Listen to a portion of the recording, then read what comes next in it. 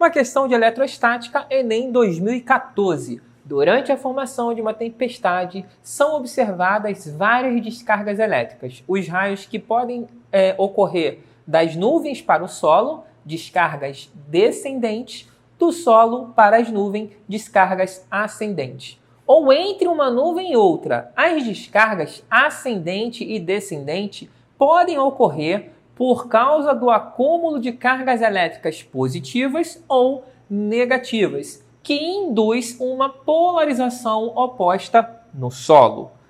Essas descargas elétricas ocorrem devido ao aumento da intensidade, o que está ficando intenso quando as cargas negativas ou positivas se acumulam na nuvem, fazendo cargas opostas se acumularem no solo. Vamos entender bem isso aqui, olha só. Primeiro, quando nós temos uma nuvem carregada e tudo mais, existe todo um processo que a gente não precisa discutir aqui, que faz com que as nuvens acumulem cargas negativas na sua região de baixo e em cima fica cargas positivas. E dependendo do tipo de nuvem, do processo, isso pode ser ao contrário, beleza? Pode ser cargas positivas embaixo e negativas em cima. Não importa para resolver essa questão. O que importa é o seguinte: vamos dizer que acumulou cargas negativas embaixo. Esse excesso de cargas negativas na parte de baixo da nuvem tem muita carga. Isso faz com que os elétrons que estão no chão, na Terra, aqui, às vezes em nós mesmos, os elétrons que estão no nosso corpo começam a sentir a presença desses elétrons que estão lá em cima. Então, o que esses elétrons que estão aqui, que estavam de boa, vão fazer? A mobilidade dos elétrons fazem com que eles possam se mover. Essa movimentação faz com que os elétrons venham mais para baixo e aí você fica com uma parte aqui em cima positiva. Então, olha só, vamos destacar aqui, ó. Você tem aqui em cima uma parte negativa e aqui embaixo você acaba tendo uma parte positiva. O que nós aprendemos quando tem aqui carga positiva, carga negativa? Ali no meio surge um campo elétrico. O campo que no caso vai das cargas positivas para as cargas negativas. Nesse exemplo aqui, se você reler aqui a discussão, ele cita que pode ser o contrário. Eu posso ter cargas positivas em cima e negativas embaixo, e aí a ordem do raio, a direção do raio inverte. Beleza? Esse exemplo que eu estou dando é a direção do raio que vem de cima para baixo. Ele vem das cargas negativas, são os elétrons que se movem. Então eles vão vir de cima para baixo. Enfim, as linhas de campo são para cima, correto, indo na direção das cargas negativas. Linhas de campo saindo, linhas de campo entrando. Agora a gente vai ler, olha só. Com esse esquema aqui montado, quanto mais carga tiver aqui em cima, mais carga induzida vai ter aqui embaixo. Isso é uma indução. Lembrando que aqui embaixo, em teoria, é neutro, tem elétrons. Mas essa distribuição mal feita, essa distribuição jogada lá para baixo, faz com que a parte de cima acabe ficando positivo. Beleza? Então aqui tem uma indução de carga. Essa indução feita aqui gera esse campo no meio. Quanto mais carga tiver aqui em cima, o que vai aumentar? Vai aumentar a indução. Mas junto com esse aumento da indução, vai ter um aumento do campo magnético da Terra? Pessoal, isso é eletrostático, isso não tem nada a ver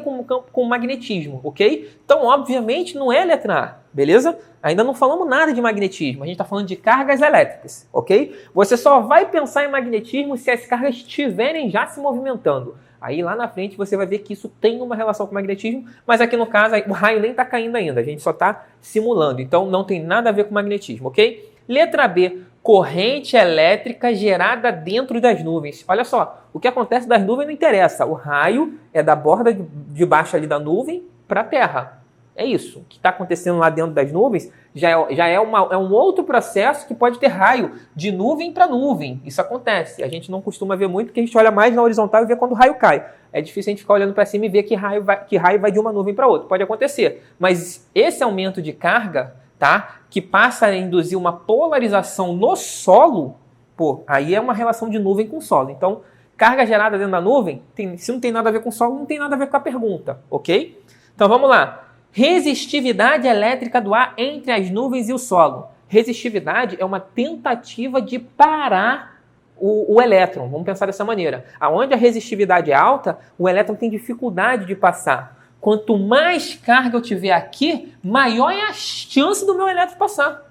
Isso aumenta a chance de ter um raio. Então, ao aumentar essa carga induzida, aumentar a quantidade de elétrons que se acumulam aqui, na verdade vai ser o contrário. A resistividade elétrica do ar não muda. E por não mudar, à medida que esse aqui aumenta, tem uma hora que ele consegue vencer a resistividade elétrica do ar. Então, não faz sentido ser a letra C.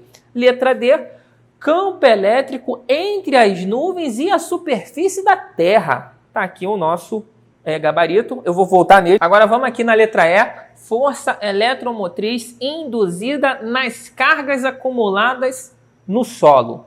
Bem, vamos lá, vamos com calma. O que é a força eletromotriz? A força eletromotriz ela vai surgir quando você tem variação de campo magnético. E se você não entendeu isso, isso vai depender muito de em que momento dos seus estudos você está. Na verdade, essa letra E aqui, ela é posterior à eletrostática. Isso é uma questão de eletrostática. Então, talvez quando você chegou aqui, tu ficou na dúvida. Porque tu ainda não viu a definição de força eletromotriz. Mas eu vou te explicar mais ou menos o que é. Quando um raio cai, existe força eletromotriz quando o raio cai? Existe. Mas não é ela que faz o raio cair. Aqui está perguntando o que faz o raio cair. Ele cai devido ao aumento do quê? E é da força eletromotriz? Não. Quando o raio cai, vamos colocar um raio aqui. Quando o raio cai, ok? Se tiver um fio aqui nas proximidades, esse fio vai ter interferência. Mesmo que o raio não caia no fio, o raio caiu perto do fio, só que a passagem dos elétrons aqui vai gerar um campo magnético do raio que vai interferir no fio. Então pode dar um tilt ali, se for um fio de antena de televisão, por exemplo, pode dar aquelas falhadas. Por quê? É uma interferência. Essa interferência é porque quando o raio caiu, aqui apareceu uma coisa especial chamado campo magnético. Quando o raio estava caindo, o campo magnético influenciou no fio e essa influência no fio é o que nós vamos chamar de força eletromotriz. Tá? Mas perceba, o raio cai e é por isso que temos força eletromotriz. Não é a força eletromotriz que faz o raio cair. A força eletromotriz faz uma interferência nas coisas perto de onde o raio cai, beleza? Então, o que faz o raio cair? Força eletromotriz não faz sentido. O que sobra é a nossa letra D, o aumento do campo, porque quanto mais cargas positivas eu tiver aqui, se as cargas negativas recuar mais ainda, quanto mais carga positiva, mais linha de campo eu tenho. Quanto mais linha de campo eu tenho, mais intenso é o campo. Isso volta lá na nossa lei de Coulomb, que vai dizer o seguinte, ó, força elétrica é igual ao campo vezes a carga. Se o campo aumenta, tá aqui, ó. Se o campo aumenta, o que vai acontecer com a carga? Vai aumentar também, certo? Com a carga não, desculpa, com a força. Com a força sendo grande, essa força aqui é diferente de força eletromotriz, ok? Isso aqui é força do sentido de empurrar. Essa força aqui é do sentido de energia. É outro tipo de força.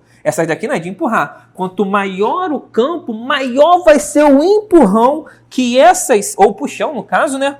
Que essas cargas vão sentir, as cargas negativas aqui vão sentir sendo levada para baixo, ou seja, gerando o raio. Então, o aumento do campo aumenta a força, o aumento da força é o que consegue fazer as cargas atravessarem o ar, atravessando o ar, gerando assim o raio. Então, o nosso gabarito passa a ser o aumento, né? Aqui, ó, essas descargas elétricas ocorrem devido ao aumento da intensidade do campo elétrico, porque aumenta também a força entre as nuvens e a superfície da Terra. Nosso gabarito, letra D, tá bom? E a gente se vê na próxima aula.